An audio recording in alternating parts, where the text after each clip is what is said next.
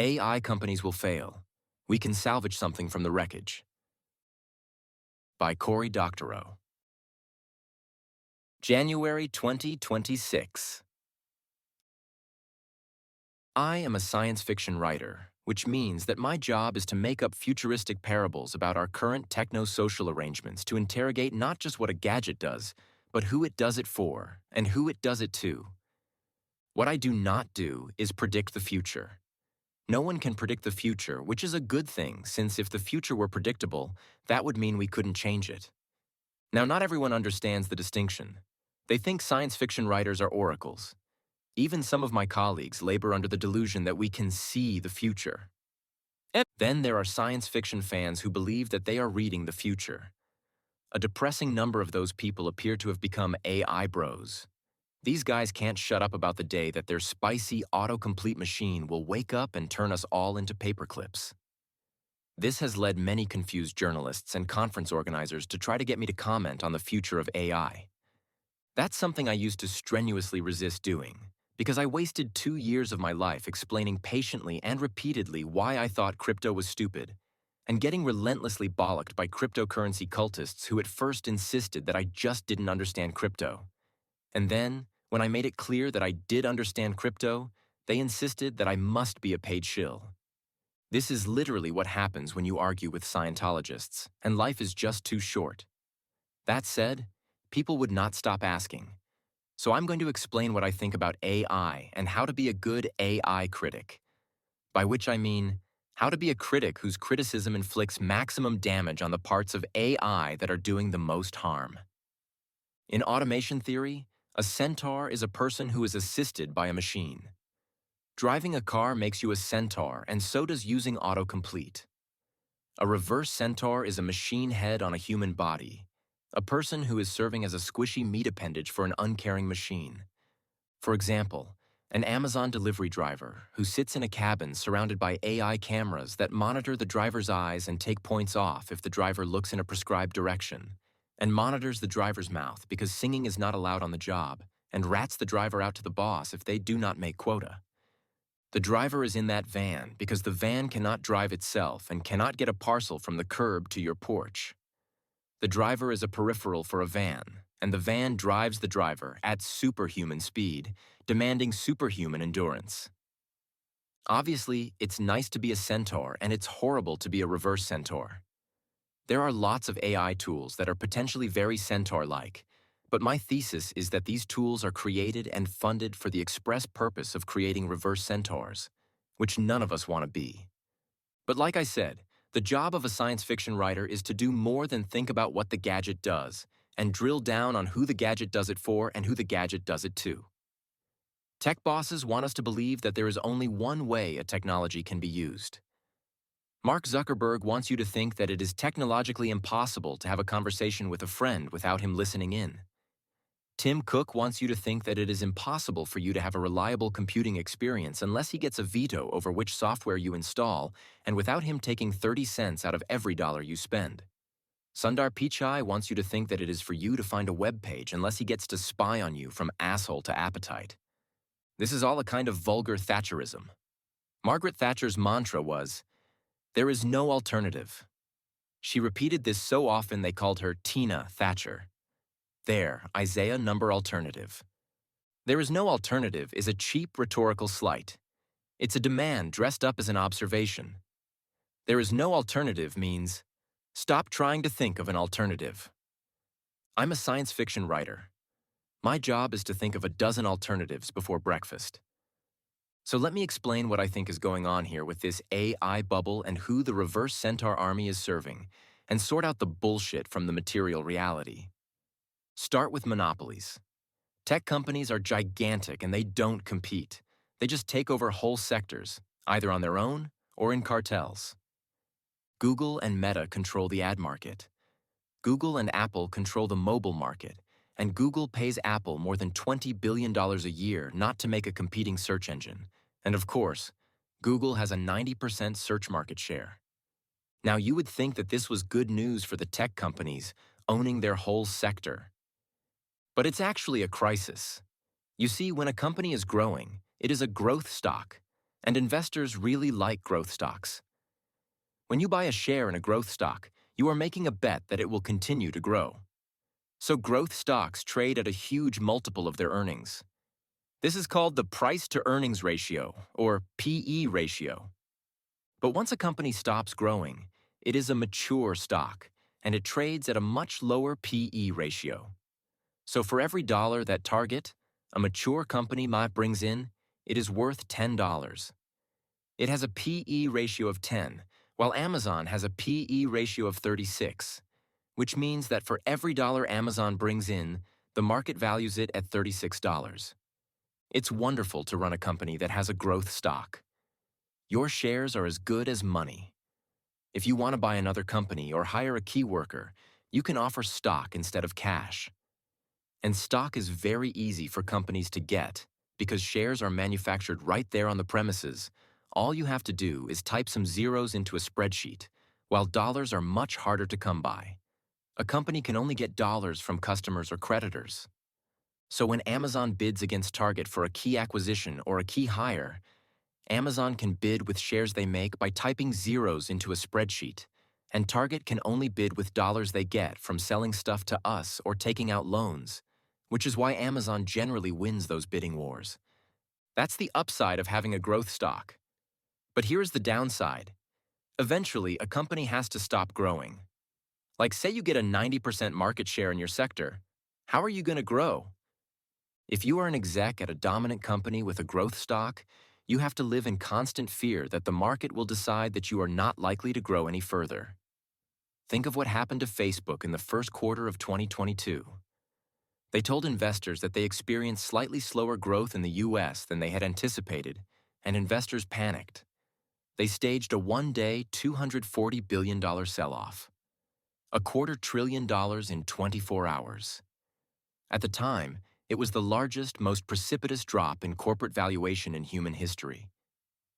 That's a monopolist's worst nightmare, because once you're presiding over a mature firm, the key employees you have been compensating with stock experience a precipitous pay drop and bolt for the exits. So you lose the people who might help you grow again, and you can only hire their replacements with dollars, not shares.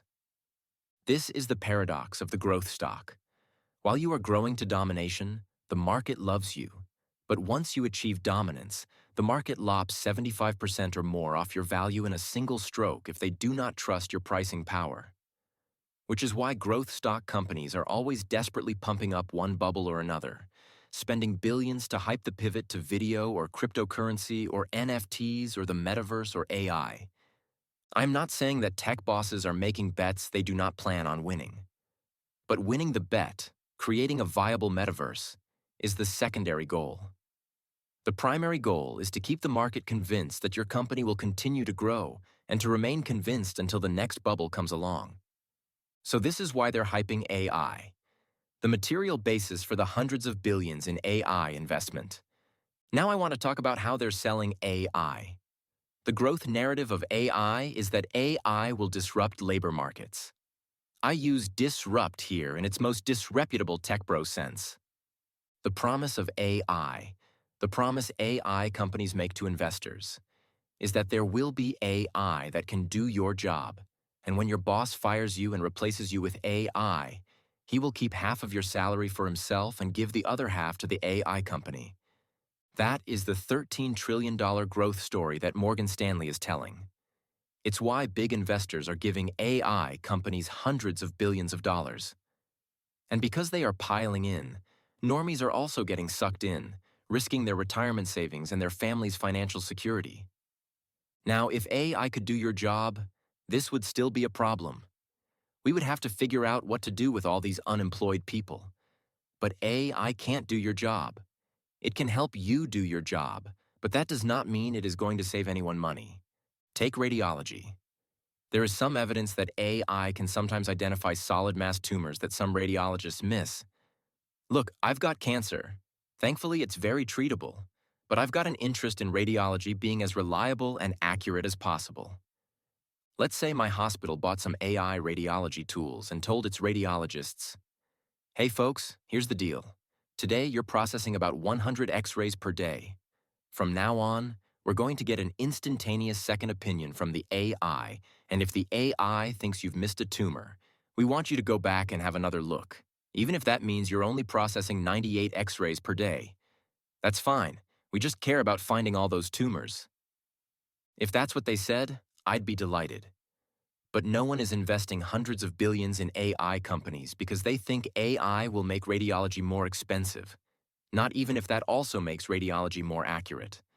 The market's bet on AI is that an AI salesman will visit the CEO of Kaiser and make this pitch. Look, you fire 9 out of 10 of your radiologists, saving $20 million a year.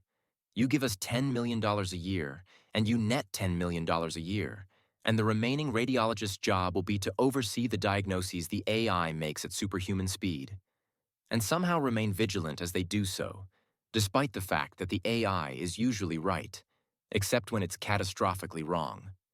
And if the AI misses a tumor, this will be the human radiologist's fault because they are the human in the loop. It's their signature on the diagnosis. This is a reverse centaur, and it is a specific kind of reverse centaur. It is what Dan Davies calls an accountability sink. The radiologist's job is not really to oversee the AI's work. It is to take the blame for the AI's mistakes. This is another key to understanding, and thus deflating, the AI bubble. The AI can't do your job, but an AI salesman can convince your boss to fire you and replace you with an AI that can't do your job. This is key because it helps us build the kinds of coalitions that will be successful in the fight against the AI bubble. If you are someone who is worried about cancer, and you are being told that the price of making radiology too cheap to meter is that we are going to have to rehouse America's 32,000 radiologists, with the trade-off that no one will ever be denied radiology services again, you might say, well, okay, I'm sorry for those radiologists, and I fully support getting them job training or UBI or whatever. But the point of radiology is to fight cancer, not to pay radiologists, so I know what side I'm on. AI hucksters and their customers in the C-suites want the public on their side. They want to forge a class alliance between AI deployers and the people who enjoy the fruits of the reverse centaur's labor. They want us to think of ourselves as enemies to the workers. Now, some people will be on the workers' side because of politics or aesthetics, but if you want to win over all the people who benefit from your labor, you need to understand and stress how the products of the AI will be substandard, that they are going to get charged more for worse things, that they have a shared material interest with you. Will those products be substandard? There is every reason to think so. Think of AI software generation. There are plenty of coders who love using AI. Using AI for simple tasks can genuinely make them more efficient and give them more time to do the fun part of coding, namely, solving really gnarly abstract puzzles. But when you listen to business leaders talk about their AI plans for coders, it's clear they are not hoping to make some centaurs. They want to fire a lot of tech workers, 500,000 over the past 3 years, and make the rest pick up their work with coding, which is only possible if you let the AI do all the gnarly, creative problem-solving, and then you do the most boring, soul-crushing part of the job, reviewing the AI's code. And because AI is just a word-guessing program, because all it does is calculate the most probable word to go next, the errors it makes are especially subtle and hard to spot, because these bugs are nearly indistinguishable from working code. For example, programmers routinely use standard code libraries to handle routine tasks. Say you want your program to slurp in a document and make some kind of sense of it. Find all the addresses, say, or all the credit card numbers. Rather than writing a program to break down a document into its constituent parts, you'll just grab a library that does it for you. These libraries come in families, and they have predictable names. If it's a library for pulling in an HTML file, it might be called something like lib.html.text.parsing. And if it's a 4docx file, it'll be lib.docx.text.parsing. But reality is messy. Humans are inattentive and stuff goes wrong. So sometimes there will be another library, say one for parsing PDFs. And instead of being called lib.pdf.text.parsing, it's called lib.text.pdf.parsing. Someone just entered an incorrect library name and it's stuck. Like I said, the world is messy. Now AI is a statistical inference engine. All it can do is predict what word will come next based on all the words that have been typed in the past. That means that it will hallucinate a library called lib.pdf.text.parsing, because that matches the pattern it's already seen. And the thing is, malicious hackers know that the AI will make this error, so they will go out and create a library with the predictable hallucinated name, and that library will get automatically sucked into the AI's program, and it will do things like steal user data or try to penetrate other computers on the same network. And you, the human in the loop, the reverse centaur, you have to spot this subtle, hard-to-find error, this bug that is indistinguishable from correct code. Now, maybe a senior coder could catch this, because they have been around the block a few times and they know about this tripwire. But guess who tech bosses want to preferentially fire and replace with AI? Senior coders. Those mouthy, entitled, extremely highly paid workers who don't think of themselves as workers, who see themselves as founders in waiting, peers of the company's top management. The kind of coder who would lead a walkout over the company building drone targeting systems for the Pentagon, which cost Google $10 billion in 2018. For AI to be valuable, it has to replace high-wage workers, and those are precisely the workers who might spot some of those statistically camouflaged AI errors. If you can replace coders with AI, who can't you replace with AI? Firing coders is an ad for AI. Which brings me to AI art, or art, which is often used as an ad for AI, even though it is not part of AI's business model. Let me explain. On average, illustrators do not make any money. They are already one of the most immiserated, precarious groups of workers out there. If AI image generators put every illustrator working today out of a job, the resulting wage bill savings would be undetectable as a proportion of all the costs associated with training and operating image generators. The total wage bill for commercial illustrators is less than the kombucha bill for the company cafeteria at just one of OpenAI's campuses. The purpose of AI art, and the story of AI art as a death knell for artists, is to convince the broad public that AI is amazing and will do amazing things. It is to create buzz. Which is not to say that it is not disgusting that former OpenAI CTO Mira Murati told a conference audience that some creative jobs shouldn't have been there in the first place. It's supposed to be disgusting. It's supposed to get artists to run around and say, the AI can do my job and it's going to steal my job, and isn't that terrible? But can AI do an illustrator's job? Or any artist's job? Let's think about that for a second. I have been a working artist since I was 17 years old when I sold my first short story. Here's what I think art is. It starts with an artist who has some vast, complex, numinous, irreducible feeling in their mind, and the artist infuses that feeling into some artistic medium. They make a song, a poem, a painting, a drawing, a dance, a book, or a photograph. And the idea is, when you experience this work, a facsimile of the big, numinous, irreducible feeling will materialize in your mind. But the image generation program does not know anything about your big, numinous, irreducible feeling. The only thing it knows is whatever you put into your prompt, and those few sentences are diluted across 1,000,000 pixels or 100,000 words, so that the average communicative density of the resulting work is indistinguishable from zero. It is possible to infuse more communicative intent into a work. Writing more detailed prompts, or doing the selective work of choosing from among many variants, or directly tinkering with the AI image after the fact, with a paintbrush or Photoshop or the GIMP. And if there will ever be a piece of AI art that is good art, as opposed to merely striking, interesting, or an example of good draftsmanship, it will be thanks to those additional infusions of creative intent by a human. And in the meantime, it's bad art. It's bad art in the sense of being eerie, the word that cultural theorist Mark Fisher used to describe when there is something present where there should be nothing, or there is nothing present when there should be something. AI art is eerie because it seems like there is an intender and an intention behind every word and every pixel, because we have a lifetime of experience that tells us that paintings have painters and writing has writers. But it is missing something.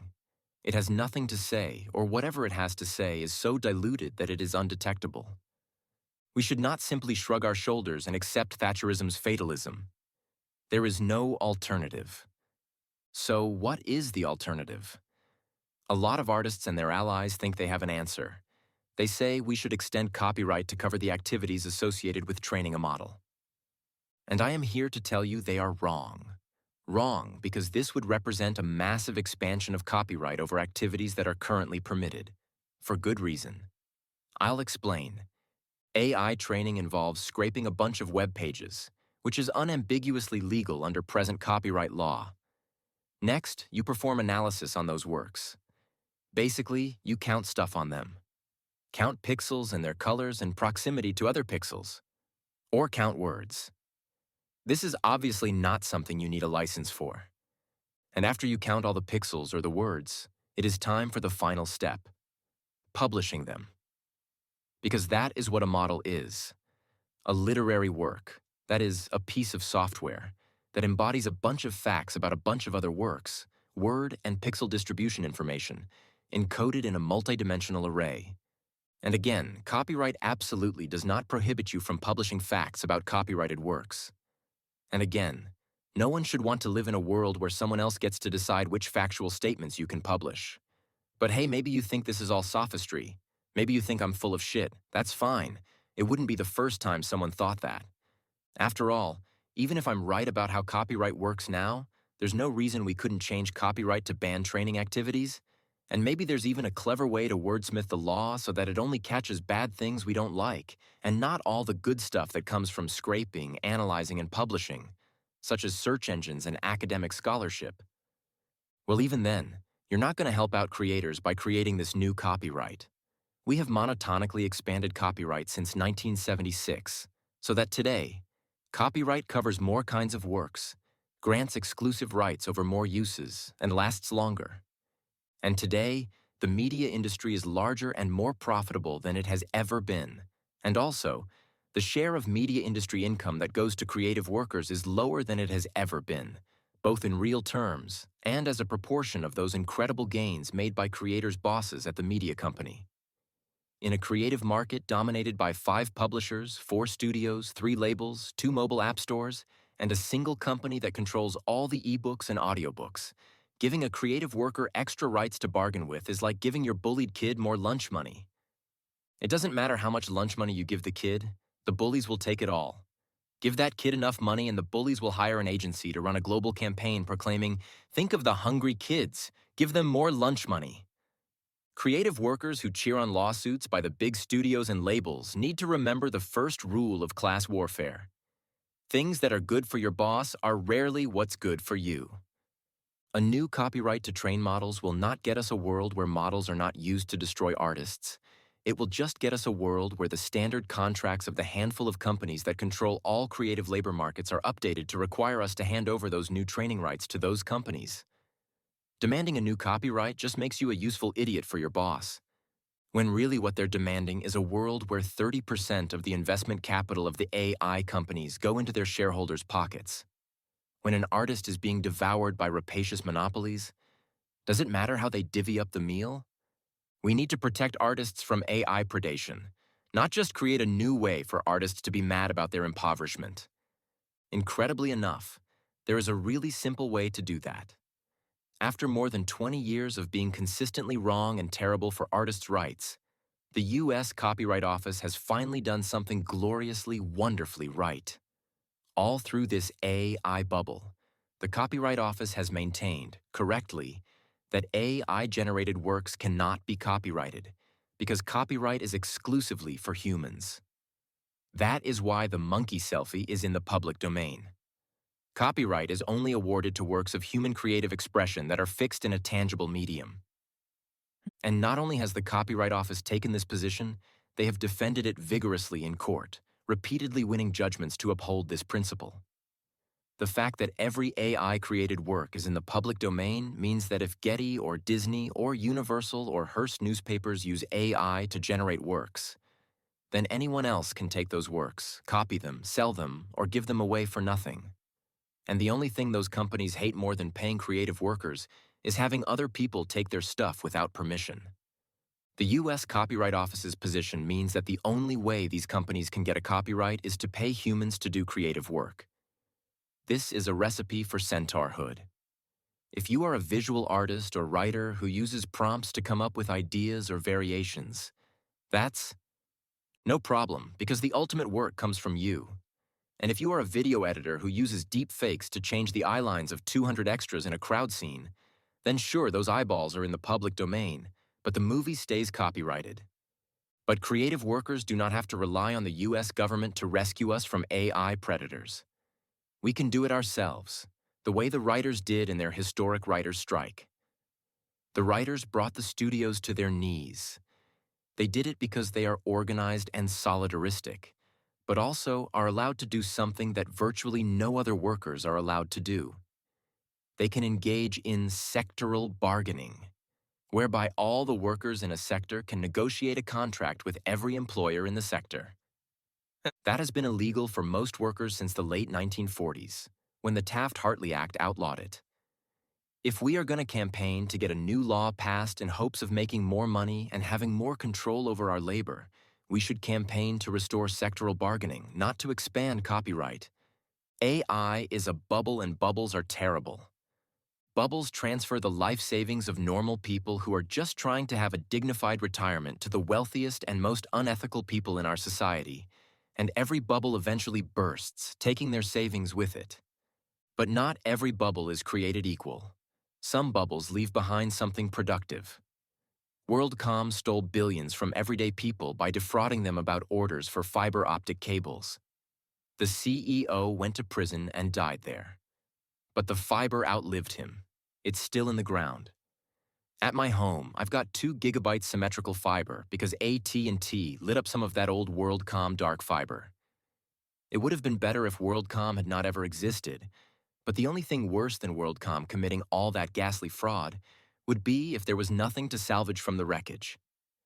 I do not think we will salvage much from cryptocurrency, for example. When crypto dies, what it will leave behind is bad Austrian economics and worse monkey JPEGs. AI is a bubble and it will burst. Most of the companies will fail. Most of the data centers will be shuttered or sold for parts. So what will be left behind?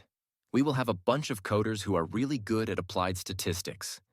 We will have a lot of cheap GPS, which will be good news for, say, effects artists and climate scientists who will be able to buy that critical hardware at pennies on the dollar. And we will have the open source models that run on commodity hardware, AI tools that can do a lot of useful stuff like transcribing audio and video, describing images, summarizing documents, and automating a lot of labor-intensive graphic editing, such as removing backgrounds or airbrushing passers-by out of photos. These will run on our laptops and phones, and open-source hackers will find ways to push them to do things their makers never dreamed of. If there had never been an AI bubble, if all this stuff arose merely because computer scientists and product managers noodled around for a few years coming up with cool new apps, most people would have been pleasantly surprised with these interesting new things their computers could do. We would call them plugins. It's the bubble that sucks, not these applications. The bubble doesn't want cheap, useful things. It wants expensive, disruptive things. Big foundation models that lose billions of dollars every year. When the AI investment mania halts, most of those models are going to disappear because it just won't be economical to keep the data centers running.